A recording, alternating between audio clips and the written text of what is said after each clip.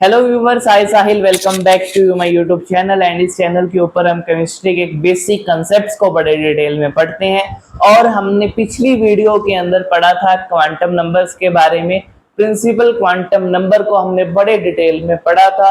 Radius निकालनी सीखी थी हमने, एनर्जी निकालनी सीखी थी शेल्स की। और अब इस वीडियो के अंदर जो हमारा सेकेंड क्वांटम नंबर है that is azimuthal quantum number, उसको हम बड़े डिटेल में पढ़ेंगे। और उसके बेस्ड जो न्यूमेरिकल्स हमें देखने को मिलते हैं उनको भी मैं आपको सॉल्व करने के बारे में सिखाऊंगा कि उनको कैसे सॉल्व किया जाता है। तो टाइम वेस्ट ना करते हुए आओ बढ़ते हैं आज के कंसेप्ट की तरफ। तो हमारे पास जो आज का कंसेप्ट है that is azimuthal quantum number. तो अगर मैं बात करूं एजीम्यूथल क्वांटम नंबर की, तो हमारे पास जिस तरह से प्रिंसिपल क्वांटम नंबर हमें बताता था कि हमारा इलेक्ट्रॉन कौन सी शेल में लाई कर रहा है, वैसे ही एजीम्यूथल क्वांटम नंबर हमें बताता है कि हमारा इलेक्ट्रॉन कौन सी सबशेल में लाई कर रहा होगा। तो it gives information about the subshell. It gives information about the subshell. Subshell के बारे में ये हमें बताता है कि कौन सी सबशेल में हमारा इलेक्ट्रॉन लाई कर रहा होगा। अब हमें पता है कि हमारे पास कौन कौन सी सबशेल्स होती हैं, जैसे एस, पी, डी, एफ, जी, ऐसे ये सबशेल्स चलती रहती हैं। अगर बात करें इनके लिए एजीम्यूथल क्वांटम नंबर, इसको रिप्रेजेंट करते हैं हम एल से।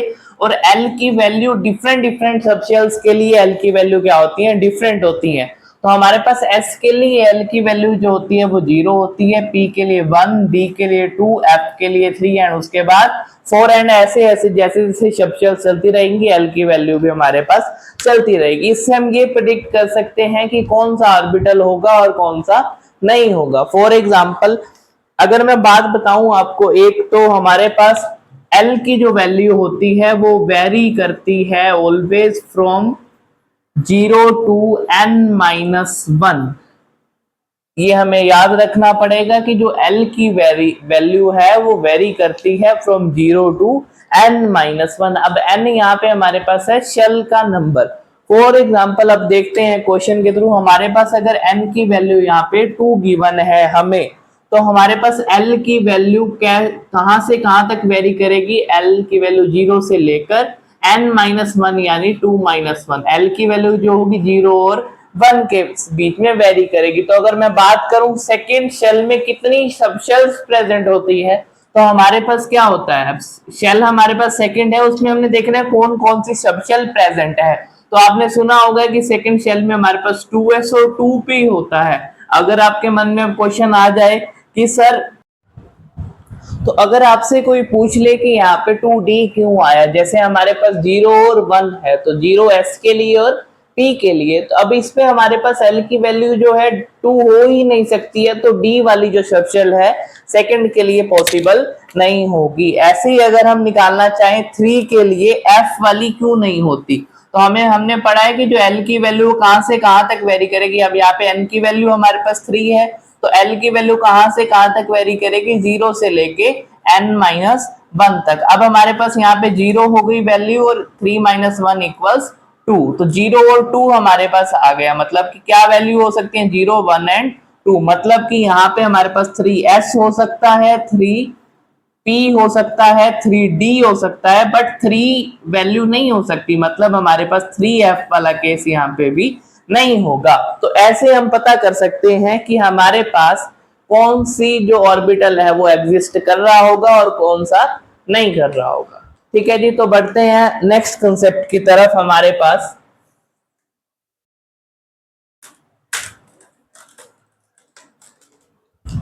अब हम देखते हैं कि हमारे पास नंबर ऑफ ऑर्बिटल निकालने हैं। हमने एक सबशेल के अंदर निकालने हैं कि उसके अंदर कितने ऑर्बिटल्स हो सकते हैं। फॉर एग्जांपल हमने निकालना है कि P जो हमारी सबशेल है उसके अंदर कितने ऑर्बिटल्स जो हैं प्रेजेंट होंगे। तो अब यहाँ पे हमारे पास इसका फॉर्मूला होता है 2l+1। अब हमारे पास P के लिए L की वैल्यू कितनी है जी, हमने अभी पढ़ा L की वैल्यू यहाँ पे होती है 1, तो 2 × 1+1 इक्वल्स 3। तो यानी P सबशेल के अंदर हमने देखा होगा कितने ऑर्बिटल्स होते हैं, 3 ऑर्बिटल्स, 1 2 3 ऑर्बिटल्स। इसके अंदर इलेक्ट्रॉन्स हम प्लेस आउट करते हैं। और अब हम देखें अगर हमारे पास G सबशेल है, तो जी सब शेल के लिए अगर मैंने निकालने हैं कि उसके अंदर कितने ऑर्बिटल्स प्रेजेंट होंगे, तो we can find it by 2l+1। तो हमारे पास 2 इंटू, अब l की वैल्यू यहाँ 4 होती है, तो +1 इक्वल्स क्या आ जाएगा, 8+1 इक्वल्स 9, यानी जी सब शेल के अंदर 9 ऑर्बिटल्स होंगे। अब जी सब शेल की अभी तक तो हाइपोथेटिकल कंसेप्ट है, इसकी हमें तो नीड नहीं पड़ी है, जितने एलिमेंट्स हमारे पास अभी हैं। आगे आने वाले टाइम में अगर फर्दर डिस्कवरीज होती हैं तो उसके बेस पे इसको हम यूज कर सकते हैं। उसके बाद हमारे पास है जी नंबर ऑफ इलेक्ट्रॉन। अब एक सबशेल के अंदर कितने नंबर ऑफ इलेक्ट्रॉन प्रेजेंट होते हैं, तो एक ऑर्बिटल यहाँ पे हमारे पास कितने इलेक्ट्रॉन आ सकते हैं, एक ऑर्बिटल के अंदर 2 इलेक्ट्रॉन आ सकते हैं, तो 2 से मल्टीप्लाई कर देंगे जी 2l-1 को यहाँ पे हम, क्योंकि हमारे पास 2l-1 होता है नंबर ऑफ ऑर्बिटल्स का फॉर्मूला, तो यहाँ पे हमारे पास 2 से मल्टीप्लाई करके क्या आ जाएगा, number of electron in a subshell. अब हम बात करें, अगर हमारे पास हमने निकालना है कि एक शेल के अंदर कितने ऑर्बिटल्स प्रेजेंट होंगे, तो वो हमारे पास होगा n²। अब n यहाँ पे क्या है, शेल नंबर है, ठीक है जी। अब नंबर ऑफ इलेक्ट्रॉन निकालने हैं हमने, शेल में कितने होंगे, तो जितने ऑर्बिटल्स होंगे उसको 2 से मल्टीप्लाई कर देंगे जी, उतने हमारे पास इलेक्ट्रॉन्स आ जाएंगे। तो आओ कुछ क्वेश्चंस ट्राई करते हैं इस पे जो बेस्ड है। तो आओ अब हम देखते हैं इस क्वेश्चन को हमने कैसे सॉल्व करना है। Number of electron can be present in fourth shell. अब फोर्थ शेल की अगर मैं बात कर रहा हूं तो हमारे पास n की वैल्यू कितनी है, 4 है। और हमने अभी देखा कि नंबर ऑफ इलेक्ट्रॉन्स अगर मैंने निकालने हैं किसी भी शेल के अंदर, तो उसका फॉर्मूला हमारे पास होता है 2n²। तो अब यहाँ पे n क्या है, शेल का number, n is equals to 4। यहाँ पे हमारे पास 4 का square equal to into 16, that will be equals to 32 electron यहाँ पे हो जाएंगे। अब इसको एक और तरीके से हम वेरीफाई कर सकते हैं। अब हमारे पास शेल को नंबर कौन सा है, फोर्थ शेल की मैं बात करूं तो फोर्थ शेल में हमारे पास L की अगर मैंने वैल्यू निकालनी है, तो यहाँ पे L की वैल्यू कहां से कहां तक वेरी कर रही होगी, L वेरीज फ्रॉम 0 से लेके n-1 यानी 3 तक, 0, 1, 2 एंड 3। मतलब यहाँ पे ये L की वैल्यूज हो सकती हैं, तो मतलब 4s, 4p, 4d and 4f जो है वो एग्जिस्ट कर सकता है। अब देखते हैं कि मैक्सिमम इलेक्ट्रॉन्स कितने कितने आ सकते हैं। इसमें अब 2 इलेक्ट्रॉन आ सकते हैं मैक्सिमम, ठीक है जी। इसमें हमारे पास 6 इलेक्ट्रॉन हो सकते हैं, इसमें हमारे पास 10 इलेक्ट्रॉन आ सकते हैं, इसमें हमारे पास 14 इलेक्ट्रॉन आ सकते हैं टोटल।